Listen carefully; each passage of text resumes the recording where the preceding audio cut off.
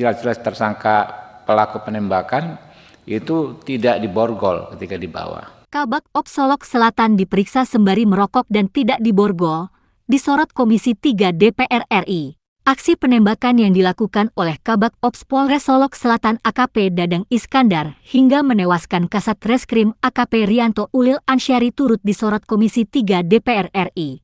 Banyak hal yang disorot oleh Komisi 3 DPR RI, salah satunya terkait standar pemeriksaan terhadap AKP Dadang Iskandar yang dilakukan oleh Bitpropam Polda Sumatera Barat. Dalam konferensi pers yang dilakukan di Gedung DPR RI Jakarta, Ketua Komisi 3 DPR RI Habibur Rahman mempertanyakan bagaimana standar pemeriksaan bagi seorang pelaku pembunuhan.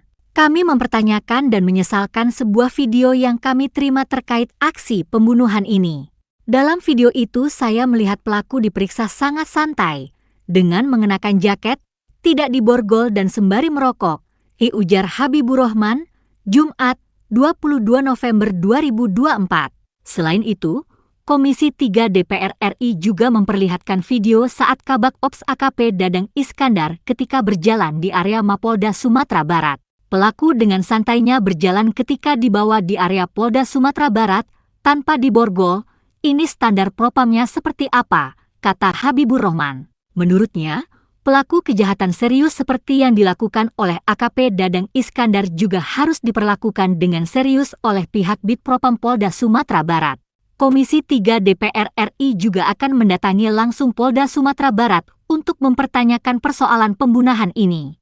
Setelah itu, pada Kamis, 28 November 2024, Komisi 3 DPR RI juga akan memanggil Kapolda Sumatera Barat, Kapolres Solok Selatan dan Kadif Propam Mabes Polri untuk membahas masalah ini.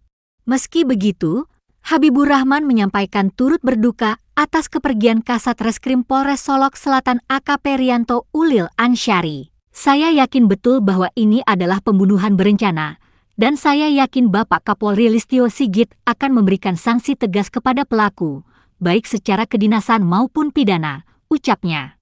Kapolda Sumatera Barat Irjen Pol Suharyono buka suara soal AKP Dadang Iskandar yang tembak AKP Ulil Rianto hingga tewas. AKP Ulil Rianto terkena 2 tembakan di bagian kepala, yakni di bagian pelipis dan pipi kanan. Itulah yang menyebabkan nyawanya tidak bisa lagi tertolong saat dibawa ke puskesmas terdekat. Padahal menurut pengakuan Irjen Pol Suharyono, Kasat Reskrim Solok Selatan AKP Ulil Rianto Ansyari merupakan anak yang baik. Irjen Pol Suharyono mengatakan, almarhum belum menikah dan masih bujang. Ia juga anak yatim, bapaknya sudah meninggal sejak kecil dan hanya diasuh ibunya.